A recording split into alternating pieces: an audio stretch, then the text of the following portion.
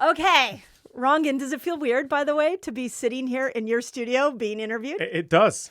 I bet. It does. I'm not used to being asked questions Right. here. I'm wondering that. Are you going to be able to let go of the interviewer I will reins? try not to ask you any questions. Yeah, I will try my best. Excellent. Excellent. So here's what I want to start with. I always think about my audience and I think about what they're struggling with. And weight loss just comes up over and over and over again. People just can't seem to get over all the hurdles of weight loss. So I want to start with one question. Why can't people lose weight? Why are we struggling with weight loss? There's many ways to answer that, Mindy. But the first way I'd like to answer that is by saying the reason we're struggling to lose weight is because we're not addressing the root cause of our weight gain. We think it's simple. We think it's just a case of eating less food and moving more. The problem is, for many people, that approach has proved really, really problematic. People are trying their best. And I think the first thing we have to really acknowledge is that it's okay that we put on weight in this environment. That's right? so well said. If we brought our great-grandparents to the modern food environment, 60, 70% of them would also be struggling with their weight. Yeah. It's not easy. Yeah. And I think we also have to acknowledge that as humans, one of our superpowers is our ability to store excess energy. So we can put on that fat for when we can't get food, for when winter comes. Yes. The problem is winter never comes. Yeah. And I think it's almost always possible to help someone lose weight in a sustainable and responsible way once you find the right approach for them. Yeah. So I think one of the big problems is that we see what our friend has done or our work colleague, and we go, right, that's how you lose weight. And we tried that approach, and we realize, oh, wait a minute, it works for her, but it doesn't work for me. And that's because there are multiple different things that can be at play. Yep. I'll give an example. Sleep. Right, a lot of people, when they think about weight loss, they think about food. And of course, food's important. We'll talk about foods.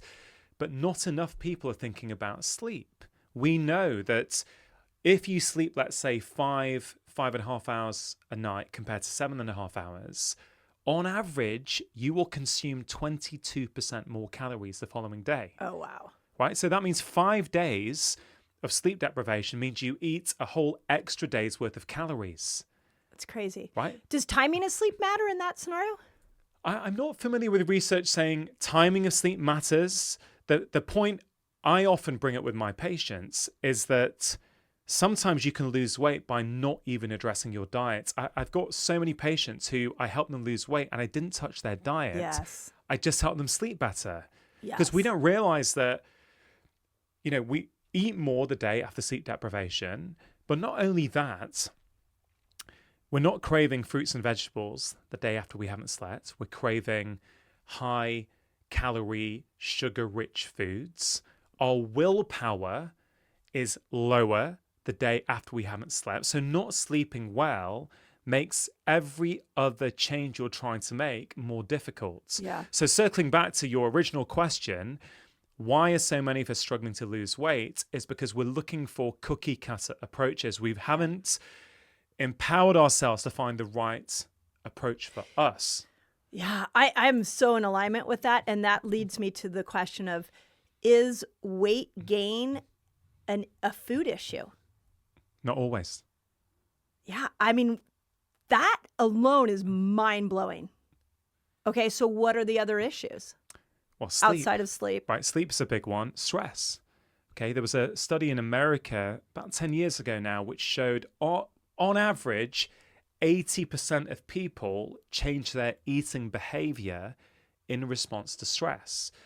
Now, from recollection, it was about 45% of people eat more in response to stress. 35% or so eat less.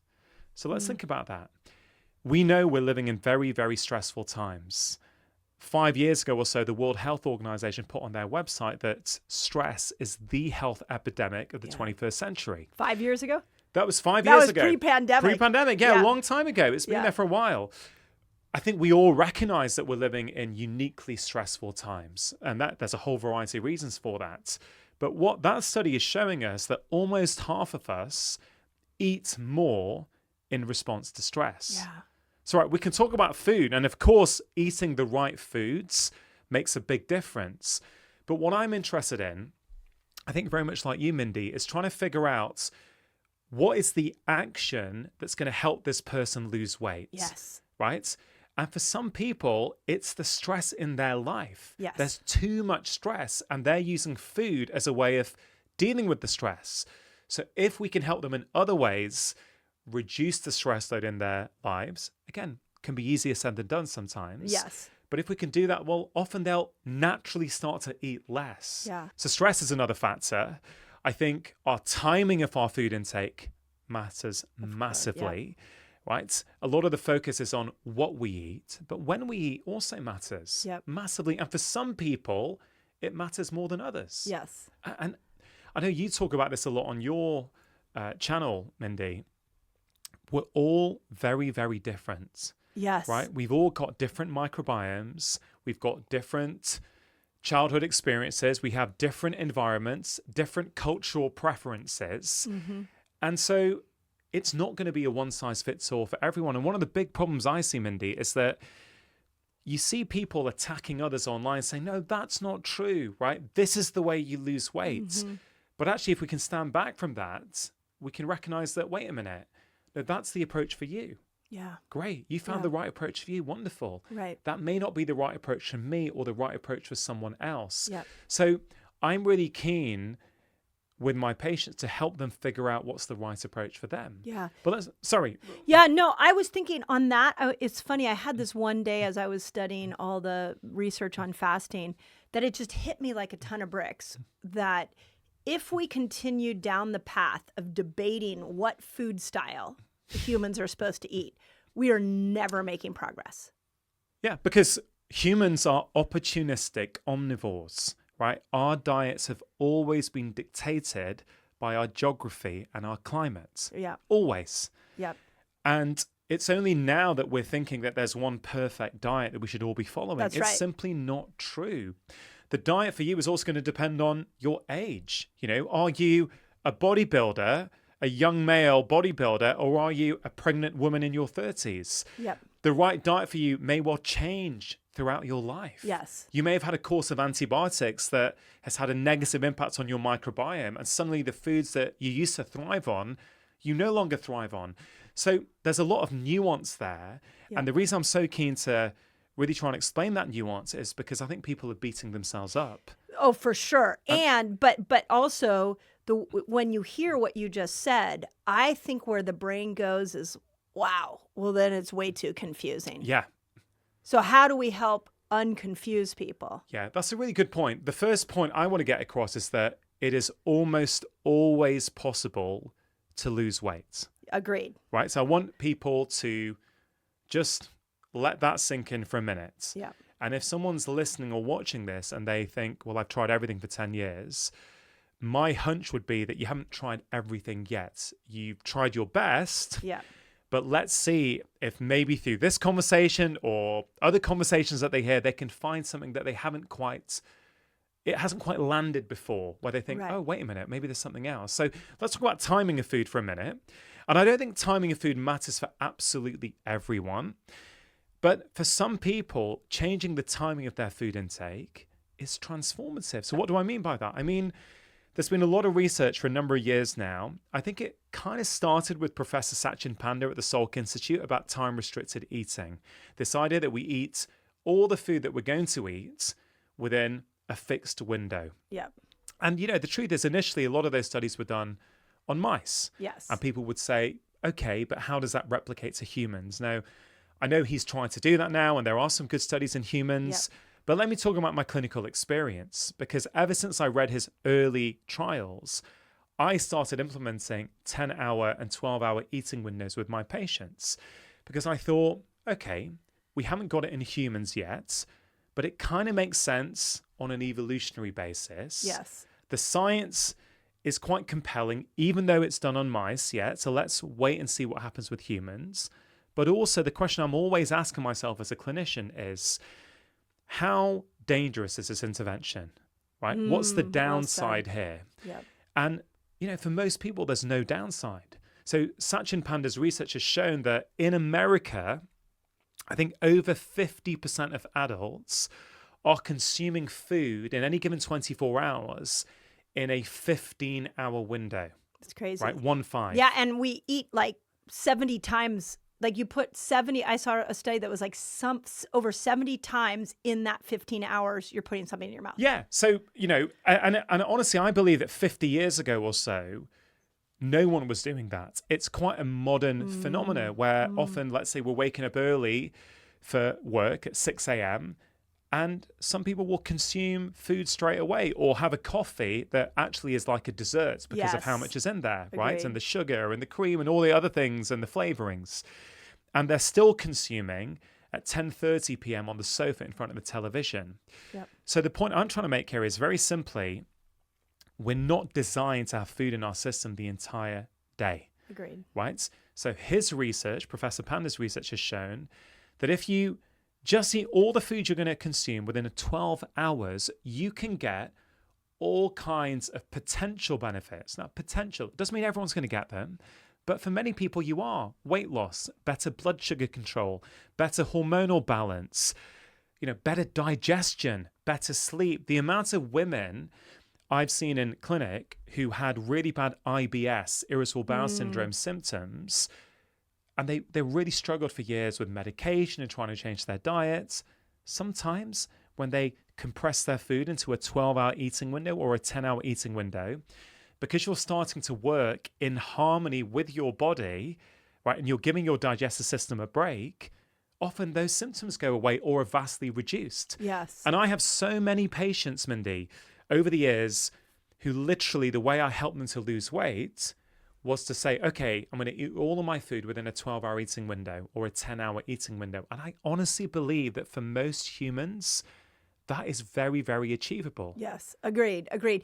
It's interesting you say that because, in my clinic, once I caught on to this time-restricted fasting idea, literally I stopped prescribing supplements for gastrointestinal situations. Like my supplement sales went way down, which is beautiful because people were actually healing themselves through this time-restricted eating that you're talking about. Yeah, and I think people often ask, well, what am I meant to do? Do I skip my dinner? Do I bring that earlier? Do I delay my breakfast? Right. And again, what I would say is it kind of depends, right? Because it's easy for me to give advice here without knowing that individual's life and their lifestyle and what are the demands on them? When do their kids like to eat? What time do they need to go to work? So to make it really simple, I say, listen, if you've never tried a form of time-restricted eating, I would say give it a go, right? Try 12 hours. Can you eat all the food you're going to eat within 12 hours?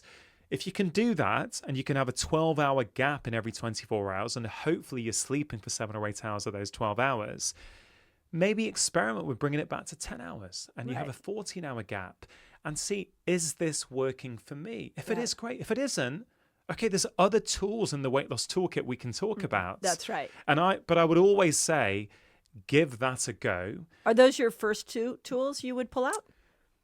Again, I can't really say what's the first tool because I assess every patient individually. Yeah, so I will be looking at what they eat, why they eat, how they eat, and when they eat. Right? I'm always looking at that. When I think about food, I'm thinking about all those things.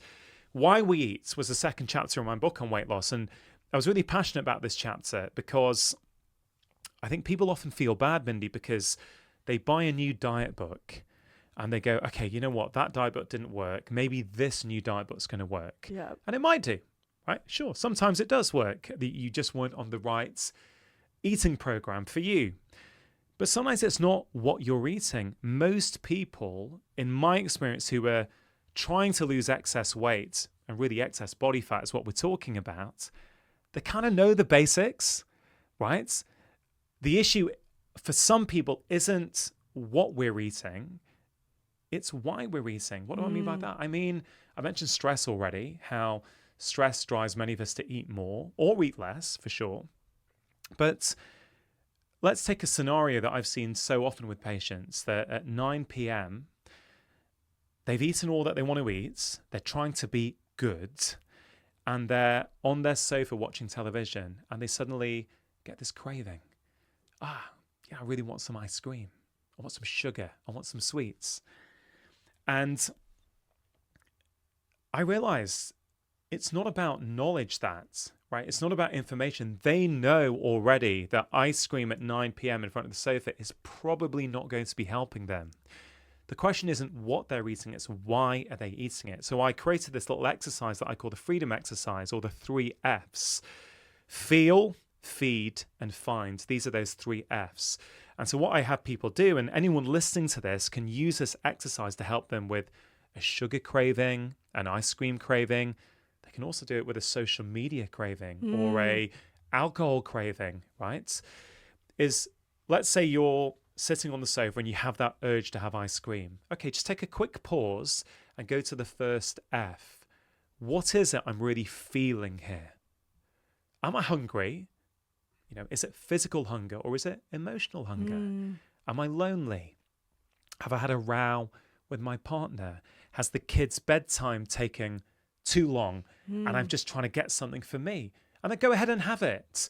This is not about beating people up. It's about saying, I want to help you become more aware. So the first time they do it, it's like, oh, I'm actually just feeling really stressed at the moment because of my life. That's why I'm turning to ice cream. Okay, great. Next time it happens, do the first F again, but then go to the second F.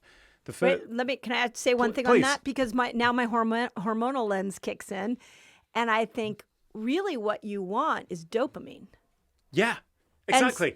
But there's a lot of ways to get dopamine. So if you're sitting on the couch and you're like, oh my gosh, I'm not looking forward to tomorrow. Life has been stressful today. You're searching for a neurochemical is what you're searching for. Exactly.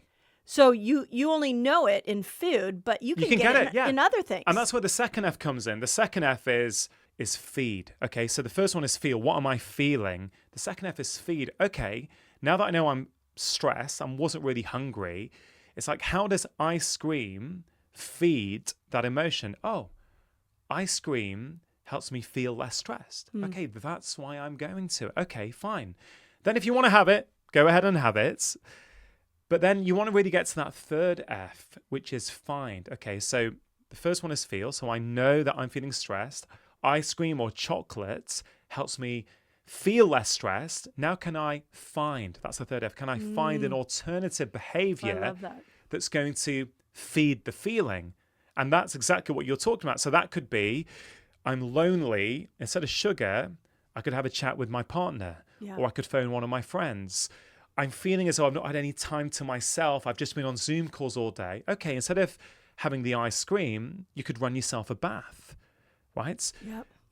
It could be that you just need to change your environment. The brain is a very associative organ. So if someone's struggled with their weight for many years and they're used to snacking on the sofa in front of the television, it can be quite hard to break that cycle. Yeah. Maybe if you have the room in your house or your apartment, you go to a different room and then suddenly you don't feel like having it. Or maybe you're just thirsty. Yep. And you have a glass of sparkling water. Yep. And that craving's gone. The point I'm trying to make with this why we eat section is I really strongly feel that this is one of the big missing pieces in weight loss. It's all about what. What should we do? But I don't think there's many people out there, Mindy, who don't know when they're trying to lose weight that too much sugar is not helping them. Right. They kind of know that. Right. They just can't get over it. They can't get over it. So something really interesting, I sort of do that with exercise when I don't feel like exercising. I have like certain steps that I do. And one of the steps is put your workout clothes on. Yeah. Because once I put my I can literally go to a place where I'm like, I'm not working out, but I know I need to work out. I'm not working out. Okay, put your workout clothes on and then make a decision.